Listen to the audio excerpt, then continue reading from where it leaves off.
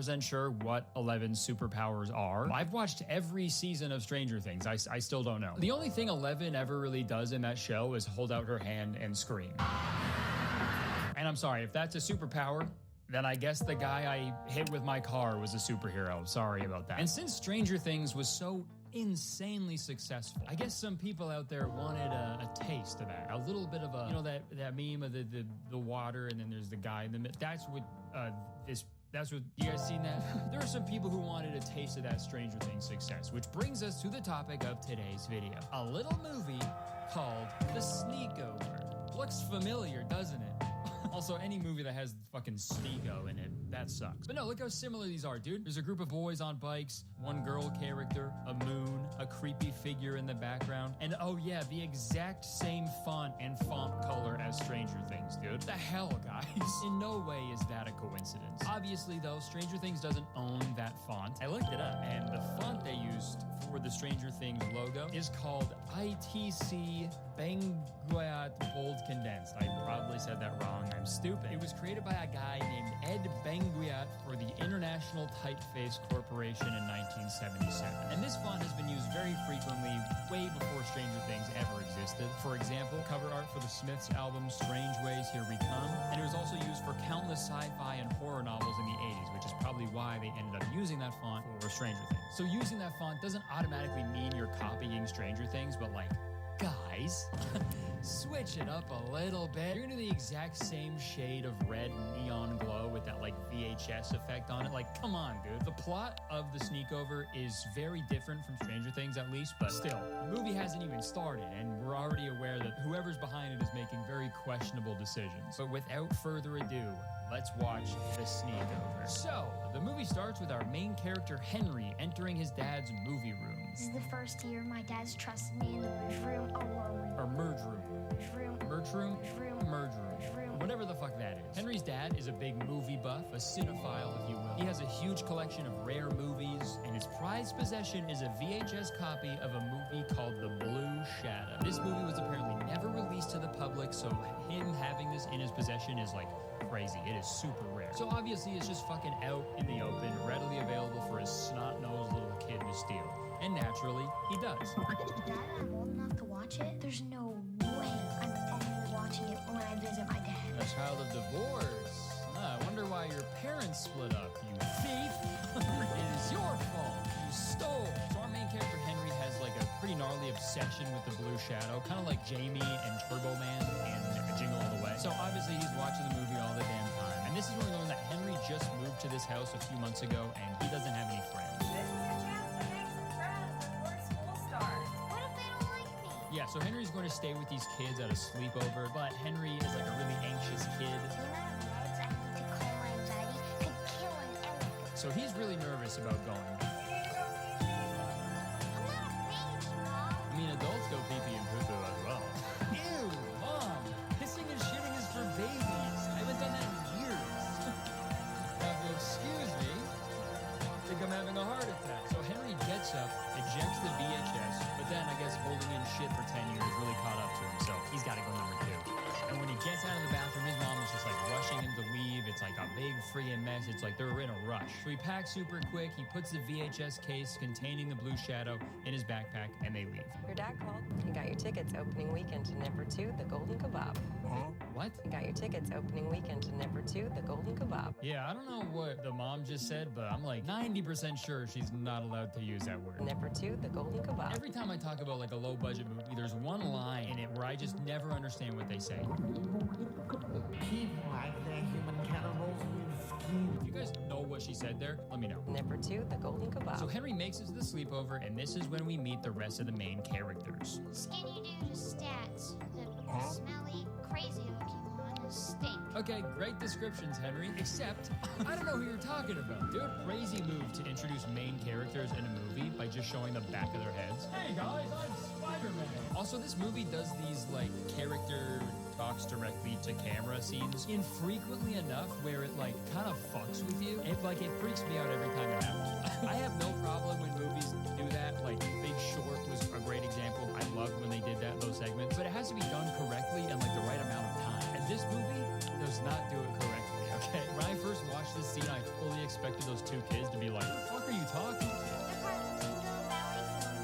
So yeah, these kids are in like a film club together where they just watch movies and they take it very seriously. This kid is named Stats because he always provides stats about stuff. Well, I mean, not really, I guess. Throughout the whole movie, he only provides like probabilities. Think has exactly 0.047% chance of Baby Anderson ever flying. Which isn't really the same as statistics, right? But I guess like probability is not really like a good nickname, right? Probability. And the other nickname is Stink. Because get this, he stinks. Oh yeah, this is also where we meet Stats' older sister, who they all call Green Girl, but her name is Ashley. I've heard rumors of Green Girl. I've never seen her in person. And then we meet the final main character, Chip. And you're probably wondering why his nickname is Chip. So am I. They never explain it. So here's what's going on. Stats' parents are going to a party, so that means Ashley has to babysit all the kids for the night. And once the parents get ready to leave, the film club starts their ceremony, which is probably the most annoying thing of all time.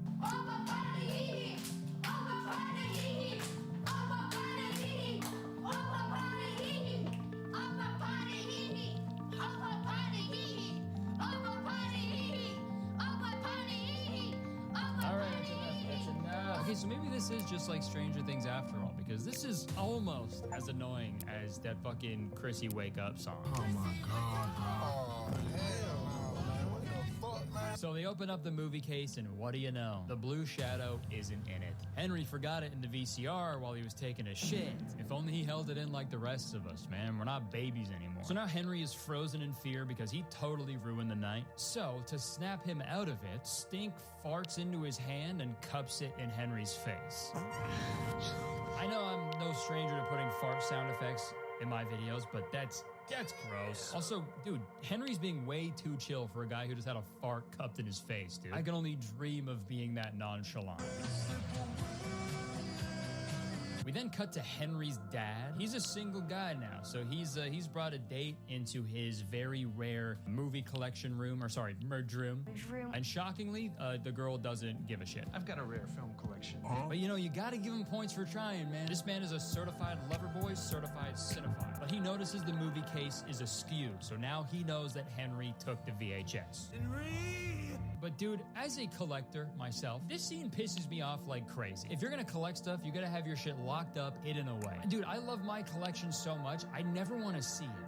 Ever. Like, if the blue shadow is really that rare, don't just have it out in the open for your fucking kid to steal it, you know? Not to victim blame here, but Buddy was kind of asking for it, you know? But also at the same time, this is a kid's movie that nobody watched, so I don't know why I'm getting so mad. We now cut to the kids playing cards in the basement. I'd be bored out of my mind, too, if I was stuck in a basement playing cards. Thankfully, I've got something way more fun to play. New World Eternum. That's right, folks. This video is sponsored by the brand new action RPG, New World Eternum, launching on PlayStation 5, Xbox Series X, and kids playing cards in the basement, and everybody is really, really mad at Henry. I told people we were watching The Blue Shadow tonight. Look, dude, it's not my fault he forgot the movie. That's the only reason I invited him. Yeah, I don't know why Henry wants to be friends with these kids. They're fucking so mean to him. Stats just admitted he didn't want him there. Stink cupped a fucking fart in his face. Like, are these the only other kids in the world? Go be friends with other kids, Henry. It's fine. Guys, come on, stop. One day we'll all look back on this and laugh. So this is what having friends is like. Also, real quick, this movie really tries to play into the whole Stranger Things, Goonies, Stand By Me vibe, where a group of like lovable friends embark on a journey together, which is fine to do. I have no problem with that whatsoever. And in this movie, there is a group of friends who go on a journey together, but they forgot one crucial aspect. They forgot to make the kids lovable. These kids are mean. That's the only reason I invited him. And gross. And the main character, Henry, doesn't even like them, really. So, like, why go through all this? Like, imagine if all the kids in Stranger Things were like, yeah, we only like 11 because she has cool superpowers. But again, this is a low-budget movie for children, so I don't know why I'm getting so worked up about it. I honestly don't think I was ever meant to see this movie in the first place, but here I am. Chip rallies all the boys together to go sneak over. Instead of sitting here like a bunch of babies, let's do something about it. They're gonna sneak over to Henry's house to retrieve the Blue Shadow VHS tape. Stats, I need you to distract Dream Girl. Don't call her Dream Girl. She's My sister. Dude, it is so funny to get mad at your friends for calling your sister like the sweetest, most innocent nickname ever. Stop calling her the girl of your dreams. She's stupid and ugly. I want her dead. So they devise a plan to trick Ashley into thinking that they're in their room all night by recording audio of them reacting to the blue shadow. This is the best thing we've ever seen. And also making a bunch of fart noises.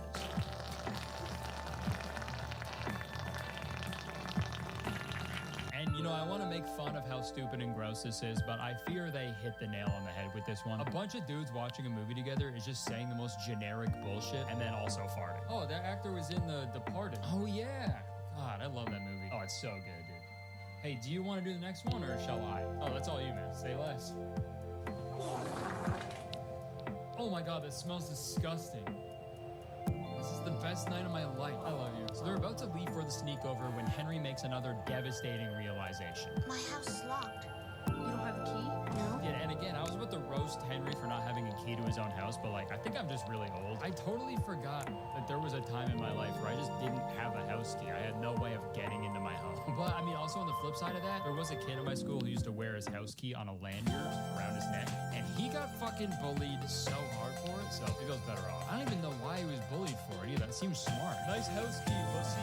Keep it in your pocket, right, guys? Kids are so mean, man. It's crazy. Well, and speaking of kids being mean, Forget it, he's useless.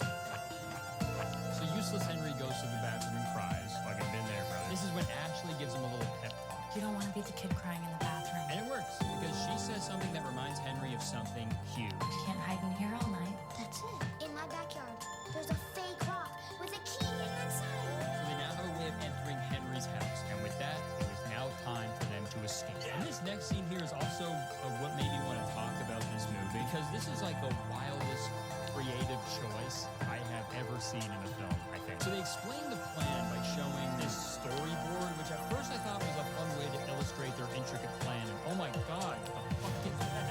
Oh God, is that supposed to be Dream Girl, dude? That is Nightmare Girl. Holy shit. It's like that dude who's like in all his dreams. Sorry for insulting the artist. I'm sure they were rushed. Sorry, but fuck, that scared me. Well, no, I thought this was like a cool way to show the plan, right? It makes sense narratively because this is like what it would look like if the kids like drew up a plan. But once the storyboard segment finishes, they've already escaped. She'll chase him down and leave the exit unprotected. Yeah, they weren't showing the storyboard segment as like a preview of what the scene is going to look like in real life. That storyboard segment was the scene because they didn't want to film that elaborate escape scene. And you know what? Even for a low-budget movie, I feel like that shouldn't be allowed, okay? The first time I watched this, I was so confused. I waited like 10 minutes for this escape plan to actually happen, and it never did. Like, I thought all this stuff afterwards was like a flashback or something. Like, I was so confused. Bold choice to do that, but, you know, I'm sure that's the only time it'll happen. So anyway, Stats, he stays at home. So we get a little bike riding montage between Henry, Stink, and Chip. And this little montage is set to the worst song ever made. All right, that's enough.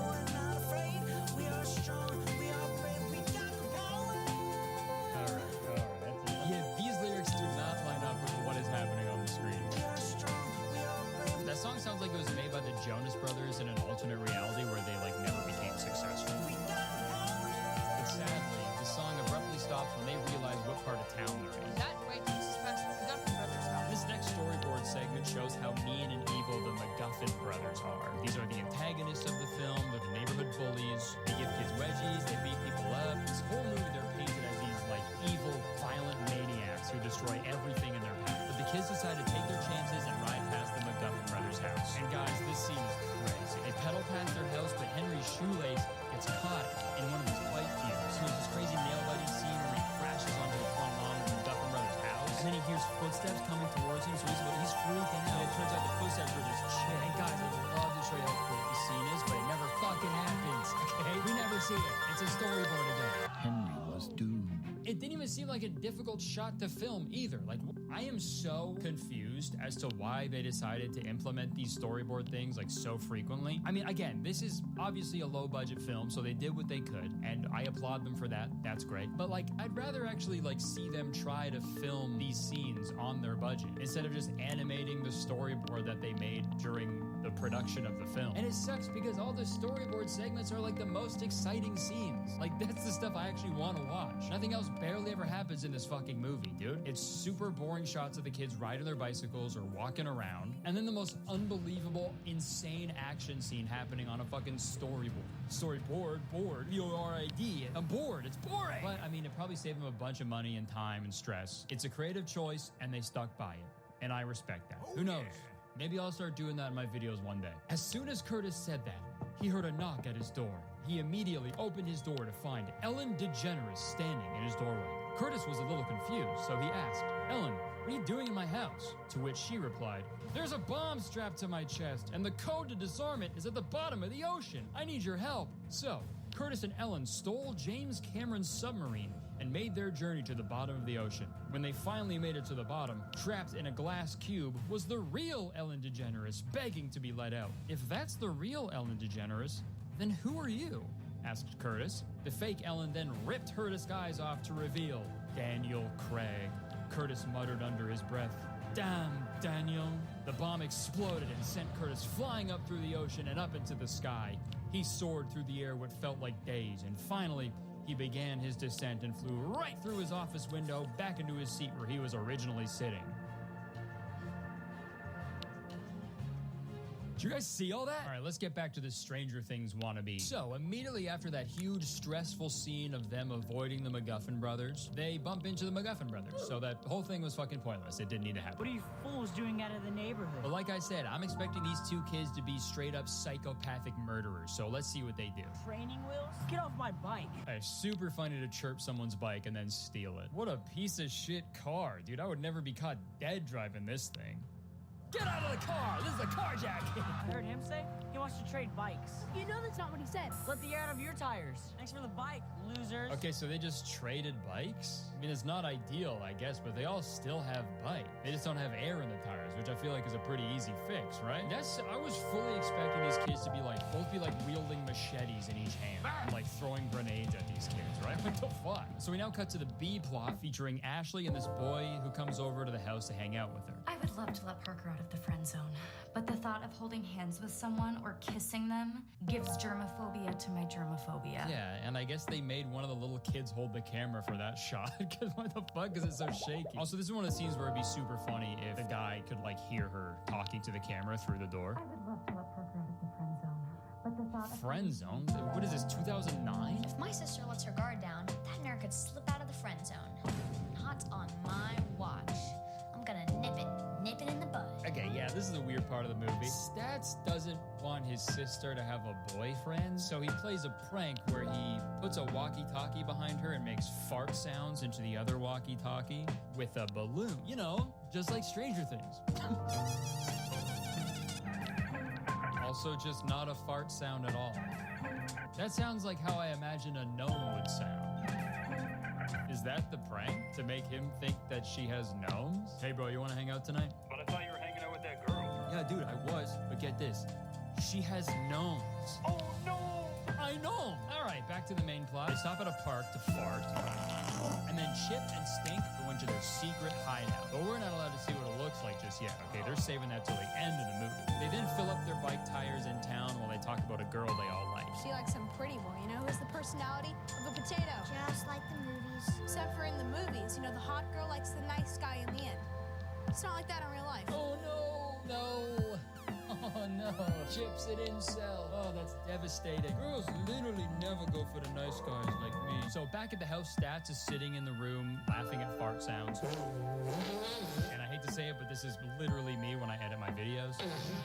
But while Stats is playing the audio track, Ashley's friends overhears it, and then he thinks it's them talking about the blue shadow. The blue shadow. And he want to watch it a movie, so he bursts into the room. So now they know that the kids escaped. But again, he really want to watch it a movie, so he offers to drive them over to Henry's house. Does he really have a copy of The Blue Shadow? That's what he says. I can take you to get it. Meanwhile, Henry and the other guys need to make it over the gate to get into his gated neighborhood, even though there's a huge opening with no gate. If they just walk a little bit to the left, but hey, maybe we'll get a cool scene out of it. Who knows? The boys sprinted. Come on! Chip was in the lead, with Stink in a close second. Enough of these, man. Show the things actually happening, dude. Flew through the air past the closing gate. finally make it to Henry's house and they find his house key. Found it. These.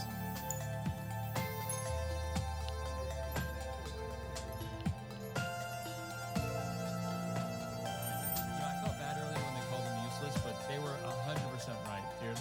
This kid is a fucking lost cause. It's gone. So yeah, the key is lost now.